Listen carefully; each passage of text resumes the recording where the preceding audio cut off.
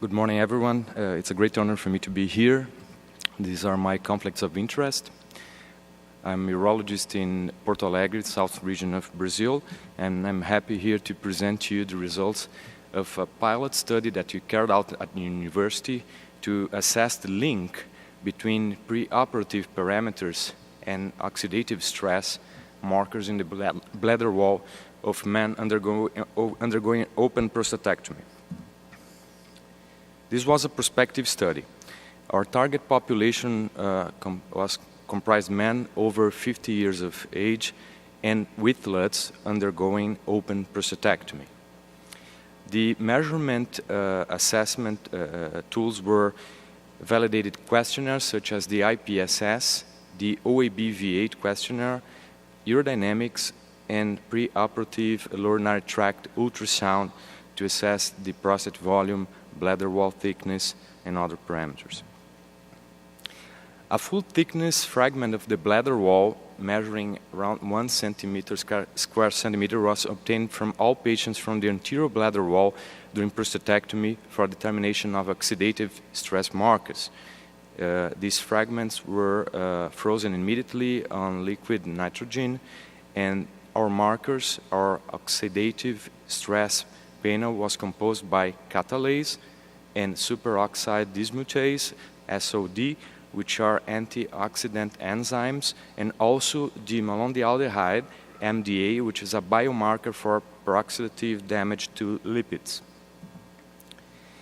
These markers were assessed with the Bradford method with spectrophotometry at 535 nm. Well, increased oxidative stress was defined by either of the following criteria: either increased concentration of the MDA or decreased concentration of the antioxidant enzymes, either SOD or catalase.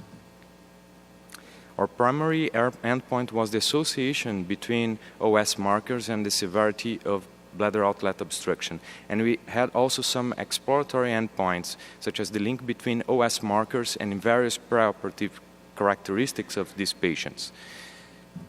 So, in terms of results, from July 2004 to August 2016, we had 38 consecutive patients included in this pilot study. The mean age was 66 years, and the BMI was 26 kilograms per square meter. Most common comorbidities were hypertension, 50% of the patients, and diabetes, 1/3 of them.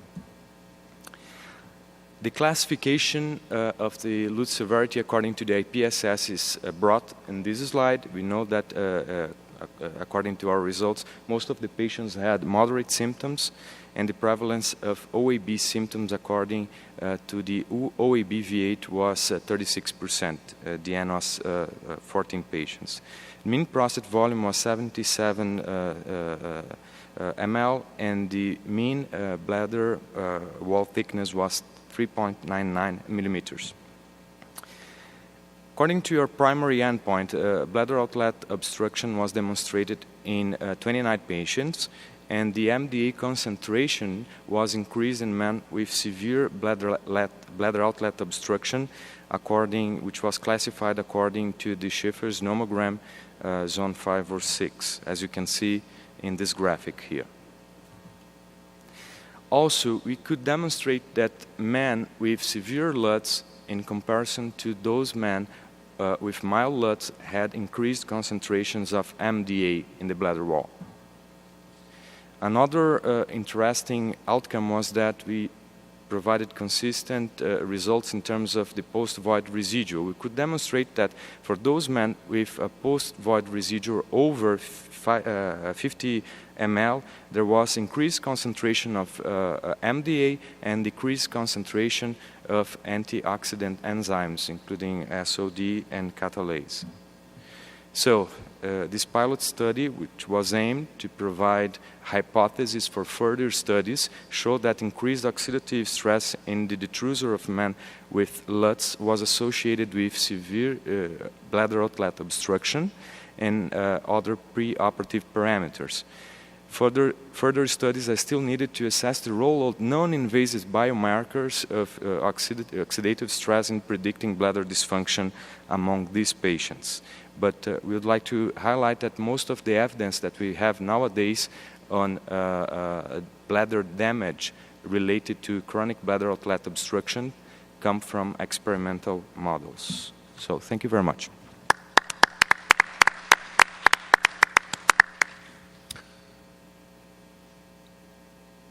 Helmut was quickest. Thank you, Marcio, for presenting this very interesting study. You don't have a real control group, do you? Because no. It's open prostatectomy. All had, I think, a big prostate, wasn't it? And what do you think can be the influence of inflammation or on the bladder from the big prostate, for example? Well, that's a very good question. It would be ideal if we had a control group. And when we first designed the study protocol, we raised some possibilities, such as including patients undergoing hernia surgery without LUTS as a control group. I know that we have in this room Professor Gomes that carried out a study in São Paulo which included a control group which was cadaveric, but there are some limitations with these methods with cadavers because it's difficult to pair these patients, you know. But you're completely right, it's a pilot study and it's bringing some information that could be taken for designing further studies is a huge limitation, no control group. Yeah, and the oxidative stress markers you use, they go very quick. I mean, they tell something about the 5 minutes before you take out the bladder sample. Did you take that into account? Yes, during the study protocol, we defined that the biopsies will be retrieved initially. So it doesn't make sense to take the biopsy afterwards because of the damage that can be promoted by the surgical procedure in the prostate. So there are some doubts about the bladder, let's say the optimal place to retrieve the fragments from the bladder, but I can tell you that all those patients who underwent laparoscopic surgery in our institution were excluded because most of the time the procedures are performed by the residents, and that might be some bias related to the retrieval of these fragments. So all the patients underwent open prostatectomies. The bladder biopsies were retrieved initially, and all of them from the anterior bladder wall, full thickness. Thank you, Marcio, for this interesting project. So this is in the urine or the serum, the marker? No. It was retrieved directly from the bladder wall. Yes, the fragments were, let's say, we took off the mucosa and adventitia, and we aimed to assess the oxidative stress in the detrusor of this man. Okay, so there is no way to follow that after surgery?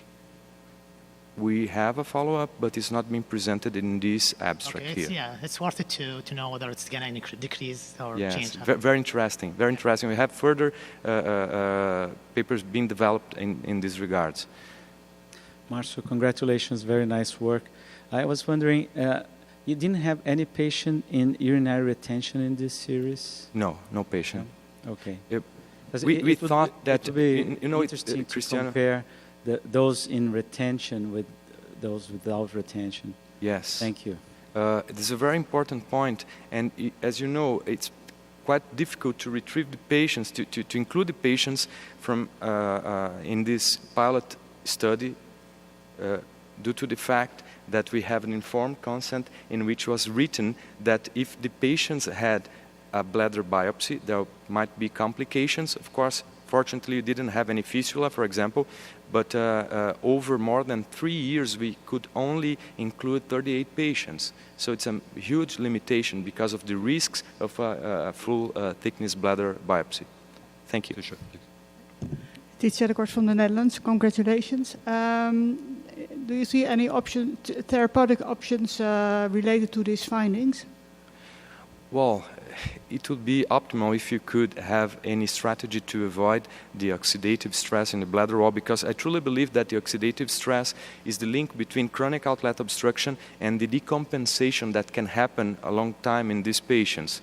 But we don't have any strategy so far that could revert the effects of chronic bladder outlet obstruction. And on the other hand, we should also take into consideration metabolic syndrome and some comorbidities that may play a role. As I showed you, 1/3 of the patients had diabetes, for example, and this study was not powered to have this into account. Thank you very much indeed, Thank you. Marcia.